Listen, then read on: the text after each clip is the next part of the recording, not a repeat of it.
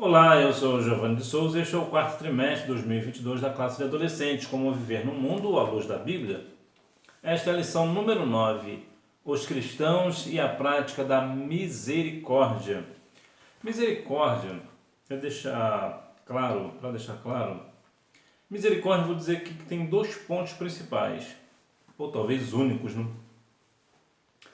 O que é misericórdia? Misericórdia é quando não é aplicado um castigo que merece. Digamos que um filho é um péssimo filho, mas no dia do aniversário o seu pai dá um presente para esse filho, mesmo ele sendo um péssimo filho. Isto é o que? Graça. O que é misericórdia? Para deixar claro, eu acabei falando de misericórdia, acabei falando da graça, né? Misericórdia, né? Imagina que esse mesmo filho seja um péssimo filho, merece um castigo por ser um péssimo filho, mas o pai não aplica este castigo. Isso é misericórdia. O pai está tendo misericórdia desse filho. E misericórdia também vai na ideia da compaixão, é se colocar no lugar do outro. Então, se você age de íntima compaixão pelo outro, você está tendo misericórdia. Este é os dois pontos da misericórdia. A mensagem: aprendam a fazer o que é bom, tratem os outros com justiça, socorram os que são explorados, defendam os direitos dos órfãos e protejam as viúvas. Isaías capítulo 1, versículo 17. Vamos descobrir. A sua igreja costuma fazer ação social? Geralmente as igrejas promovem as ações para ajudar aos necessitados, tais como doação de alimentos e roupas, auxílio a idosos, visita pessoas hospitalizadas ou doação de brinquedos para orfanatos. Esses são alguns exemplos práticos do que a Bíblia chama de promoção da justiça social. Isso aqui é um ponto muito crucial que as igrejas, de modo geral, pararam de fazer faz tempo, né? Que essa ideia da ação social. Geralmente isso é muito feito em ações missionárias, né? Quando a igreja tem um departamento de missões, então esse departamento de missões tem muito essa dinâmica de visitar as pessoas hospitalizadas, de enviar brinquedos para orfanatos, dar cesta básica para os necessitados. Geralmente o pessoal de missões faz muito esse trabalho, que inclusive é um trabalho excelente. A igreja também deve fazer da mesma forma. Eu digo isso porque missões é um departamento da igreja que muitas vezes as igrejas não possuem esse departamento de missões. Hoje, né, a grande massa esmagadora das igrejas evangélicas no Brasil não possuem essa secretaria de missões, vamos assim dizer, uma pasta de missões. Mas isso não impede da igreja fazer, juntarmos todos nós e vamos fazer, todos nós, por exemplo, da sua igreja local. Talvez não tenha uma pasta, né, de missões, não tenha aí a secretaria de missões, mas vocês podem, justamente como pastor, fazer essa ação social. Esta ação social é compadecer do próximo. Isso é misericórdia. Isso é compaixão, é misericórdia. E nós devemos fazer este trabalho porque é um trabalho que alcançará os necessitados. Isto é importante, é de suma importância, por duas razões. Primeiro, porque nós vamos levar o pão da vida, que é Cristo, e também precisamos levar o pão, o alimento do dia a dia, porque às vezes as pessoas estão necessitadas por situações alheias à nossa vontade e pessoas estão passando necessidade. E a igreja podendo ajudar, isso é de muito bom tom. Hora de aprender. No princípio da misericórdia e da justiça no Antigo Testamento. Assim, a lei exigia que o povo de Israel tivesse cuidado com as pessoas que estivessem em situação de vulnerabilidade, tais como órfãos, viúvas, servos e estrangeiros. Ela também exigia que os juízes julgassem as causas corretamente, sem favorecer as pessoas injustas. A lei do Senhor também valoriza o cuidado com os necessitados. Então vamos por partes. As pessoas com vulnerabilidade deveriam ser, né, isso pela lei de Israel, deveriam ser atendidas também pela igreja. Isso também vale para nós, né? Órfãos, viúvas, servos e estrangeiros. também deviam também, isso aqui é um ponto crucial que muito provavelmente você vai se identificar, que é a questão dos juízes julgar as causas corretamente. Eu digo que você vai julgar, vai se identificar, não o que aconteceu com você, pelo menos eu espero que não. Mas o Brasil tem muito dessa dinâmica de juízes, e de uma forma geral, é claro que existem juízes corretos, não vou aqui entrar nesse mérito, de sempre favorecer aquelas pessoas injustas. E por que favorece as pessoas injustas? Porque, de modo geral, as pessoas injustas são as pessoas que têm dinheiro, que têm o poder. Então, os juízes não querem ficar mal com essas pessoas, então acabam favorecendo essas pessoas. Isso não é de Deus. Deus não está neste negócio. A lei do Senhor também valoriza o cuidado com os necessitados, que aqui vai entrar tudo numa situação só. Lucas capítulo 18 vai nos dar essa dinâmica de um juiz que era inúquo. É difícil de falar essa palavra, né? Pelo menos eu tenho dificuldade. E, ainda que ele não temia ao Senhor, ele fez justiça para aquela mulher. Era uma mulher necessitada e ele fez justiça. Aquilo ali, na verdade, é um bom exemplo para nós. Que ele, apesar de não temer a Deus, mas ele fez o que era justo, o que era correto.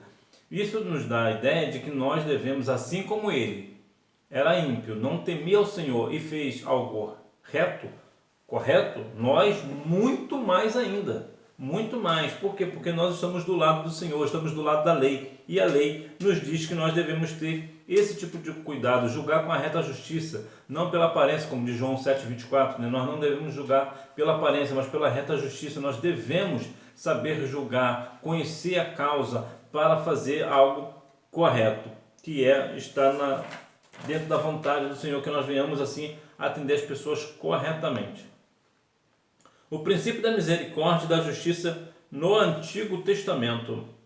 Jesus concluiu o sermão dizendo: aí o rei responderá: eu afirmo a vocês que isto é verdade. Quando vocês fizeram isso aos mais humildes dos meus irmãos, foi a mim que fizeram. Isaías 61, versículo 1, nos dirá que o Espírito do Senhor está sobre mim para levar as boas novas aos pobres. Quando você, a sua igreja, quando nós levamos o Evangelho aos pobres, aos necessitados, e também levamos o alimento, nós estamos fazendo para o Senhor. É como se nós estivéssemos alimentando a Cristo. Por quê? Porque quando você vê alguém nu e dá vestes para essa pessoa, está sentindo frio e você aquece essa pessoa com agasalho, você está fazendo como se estivesse fazendo, é como se você estivesse fazendo para Cristo. Olha que interessante. Então, quando você atende uma pessoa necessitada, é como se você estivesse atendendo a Cristo, é como se você estivesse dando alimento para Jesus. Olha que interessante. Agora, há um outro ponto que eu sempre deixo aqui claro, que quando alguém faz uma boa obra, uma boa ação, algo que vai glorificar a Deus, não deve, de maneira nenhuma, colocar isso em rede social, nem mesmo falar aos vizinhos, aos amigos: olha, eu fiz isso, eu fiz aquilo, olha aqui a foto que eu fiz com a pessoa que estava passando necessidade, eu fui lá e ajudei. Isso aí, quem faz isso é o mundo que faz isso para se propagar, para ter vantagens, para receber aplausos, likes. Nós não fazemos esse negócio. Quando nós estamos ajudando alguém, nós agimos de íntima compaixão, nós fazemos por amor, para atender aquela pessoa que está necessitada do alimento, do agasalho, ou daquele remédio, ou daquele valor financeiro. Não, nós devemos fazer com amor, sem tocar trombeta, porque muitas vezes as pessoas têm feito esse negócio, né? Até mesmo na igreja, a igreja faz isso e faz aquilo e posta em rede social, e às vezes, em alguns casos, até em canais de TV, para deixar em todo o território nacional, e nós estamos fazendo isso. Nós, quando fazemos, nós estamos fazendo o que é nosso, aquilo que é dever nosso, é obrigação nossa atender as pessoas, mas nós não devemos, em hipótese nenhuma, colocar isso em rede social, ou em emissoras de rádio ou TV. Isso nós fazemos à parte, é só entre nós e a pessoa e ponto. E acabou. Por quê? Porque o nosso Pai que vem em secreto nos recompensará. Mas quando alguém faz isso, faz o bem a alguém, e põe isso em rede social ou começa a tocar a trombeta, na verdade já recebeu a recompensa dos homens que estão ali aplaudindo, mas do Senhor de nada receberá. Esta obra é anulada por Deus. A recompensa, eu quero dizer, não a obra em si, né? Mas a recompensa é anulada por Deus. A prioridade é a pregação do Evangelho. Sabemos que a missão da Igreja do Senhor Jesus é anunciar o Evangelho, ensinar as Escrituras e formar discípulos fiéis a Cristo. Entretanto, a Bíblia também ensina que a fé em Cristo deve ser acompanhada por obras. Sim, a obra ela é recompensada. Agora, há de se falar mais uma vez que ninguém será salvo pela obra, mas aquela pessoa que é salva, ela pratica obras, né? Boas obras. E esta obra, quando nós pregamos o Evangelho, falamos do amor do Senhor e levamos também aquelas pessoas que estão necessitadas algo para suprir essa necessidade, naquele grande dia nós também teremos a nossa recompensa diante do Pai. Então, quando você faz uma boa ação, mostra como você crê na pessoa de Cristo, então você é uma pessoa salva na pessoa de Jesus e por isso você pratica boas obras. E esta obra, quando você faz e você não toca a trombeta, você não coloca em rede social, nem na TV, nem em lugar nenhum, o Senhor em secreto te recompensará. Ele está te vendo em secreto. Então continue fazendo. Ainda que você não veja o resultado hoje, na sua recompensa, você verá naquele grande dia. E é isso que importa para nós, é o grande dia do Senhor, o grande e terrível dia do Senhor, o dia que o Senhor irá nos recompensar naquele grande dia. Então, o que nós fazemos? A nossa função principal é pregar o Evangelho. Mas imagine a dinâmica, você chega na casa de uma pessoa para pregar o Evangelho, levar o pão que é Cristo, né? Jesus Cristo é o pão da vida. E você vai lá levar o pão da vida para a pessoa. Mas chega lá, a pessoa não tem o pão, né? O alimento para tomar um café ou lanchar com seus filhos ou com a sua esposa, ou ele mora sozinho e não tem o pão. Está passando uma necessidade e você não leva esse pão, de que adianta você levar Cristo para eles? Muito provavelmente ele não vai aceitar Cristo. Por que não? Porque ali o que ele está precisando, na verdade, é do pão material. Então o que a igreja faz? Leva o pão material e o espiritual junto. Aí sim, porque que adianta pregar para alguém e falar que Jesus é o pão da vida e a pessoa passa necessidade? Você vai passar por mentiroso. Como pode ser Jesus ser o pão da vida e eu estou aqui padecendo necessidade e se a pessoa vem falar aqui para mim que Jesus é o pão da vida? Não, eu estou com fome, meus filhos estão com fome, e aí? Eu estou desempregado, estou numa situação difícil, e aí? Então, nós devemos dar testemunho. Nós pregamos que Jesus é o pão da vida e de fato ele o é, mas também levamos o alimento para a pessoa. É isso que é a nossa dinâmica, é isso que nós temos que fazer e mais uma vez, nós devemos fazer isso por amor e não tocar trombeta. Conclusão. A igreja é a luz do mundo. Nossa presença precisa comunicar o evangelho do Senhor Jesus e trazer esperança nestes tempos difíceis. Empenhar-se nesse processo de cuidado e atenção às dores de irmãos nossos e de pessoa da sociedade é uma boa forma de apresentar o amor de Cristo. A misericórdia é a prática da nossa pregação.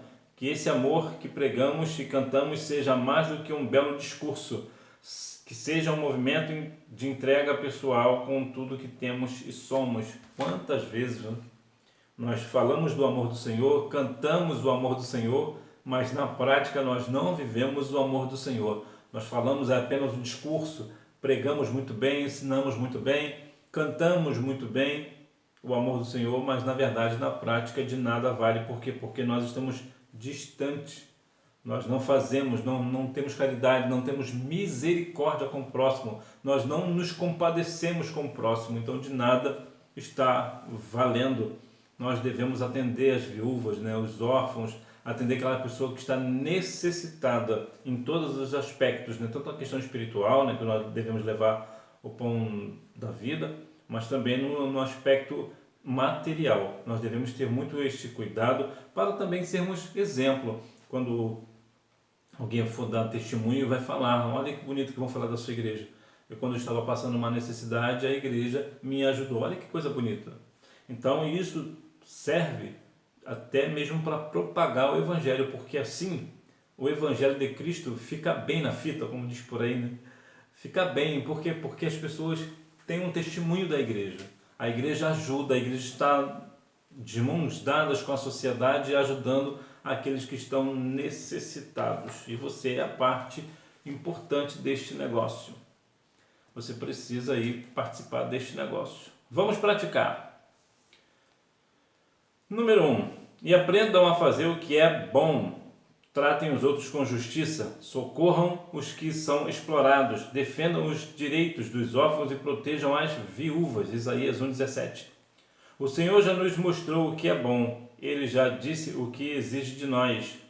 O que Ele quer é que façamos o que é direito, que amemos uns aos outros com dedicação e que vivamos em humilde obediência ao nosso Deus. Miqueias 6:8. Portanto, sempre que pudermos, devemos fazer o bem Portanto, sempre que pudermos, devemos fazer o bem a todos, especialmente aos que fazem parte da nossa família na fé. Aos Gálatas 6, versículo 10. Que Deus em Cristo continue abençoando a sua vida, que você continue tendo essa vida de misericórdia, de compadecer, né? De compaixão, se colocar no lugar do outro, agir de íntima compaixão, ter misericórdia. E se porventura o seu pai está te observando, se você tem feito alguma arte, que ele haja de misericórdia com você. Que Deus em Cristo continue abençoando a sua vida, que você tenha uma boa aula e não deixe de ir à escola bíblica dominical, até porque quem faz a escola é o aluno. Tchau!